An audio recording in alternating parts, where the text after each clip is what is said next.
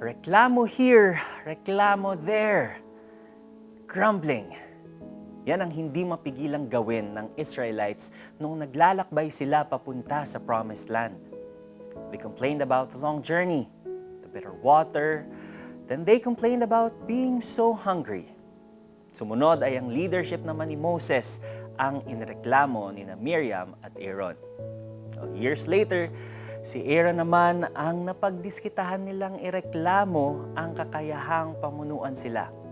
And the list goes on and on. Can you imagine the atmosphere during those times? Imagine being with somebody day and night for many years and all you hear from them are rants. I'm sure at some point in our lives, we have met someone who only focuses on the negative.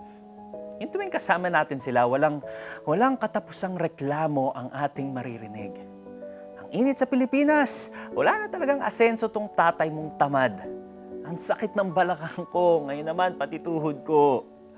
Oh, ano ba tong luto mo? Walang lasa. Hindi ba't nakaka-stress silang kasama? It doesn't help that the situation is already stressful. Tapos puro reklamo pa maririnig natin. Ngayon, what if we put ourselves in God's shoes? What if all He hears from us are our complaints, criticisms, and gripes? Instead of being grateful for what He is giving us, nakafocus tayo sa kung ano ang wala. Ano ang response ni God dito? Numbers 11 verse 1 says that God was angered and punished them for their grumbling. Are we in any way like the Israelites? Always grumbling? Hihintayin pa ba nating magalit si Lord at parusahan tayo? And as for our friends and family members who hear nothing from us but our negativity, well, sooner or later, they'll realize how unhealthy it is to spend time with us.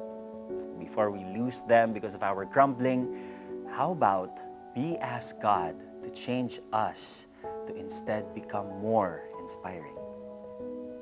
Let's pray. Dear Lord, please forgive me when I grumble. Help me to focus on the blessings. Each time I'm with someone who only talks about the negative, give me the grace to direct them to the positive. In Jesus' name, amen.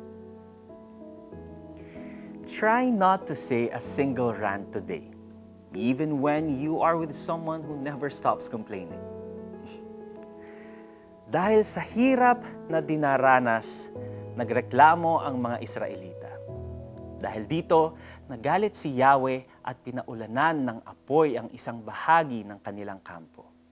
Numbers 11, verse 1. Ako po si Neo Rivera. God bless.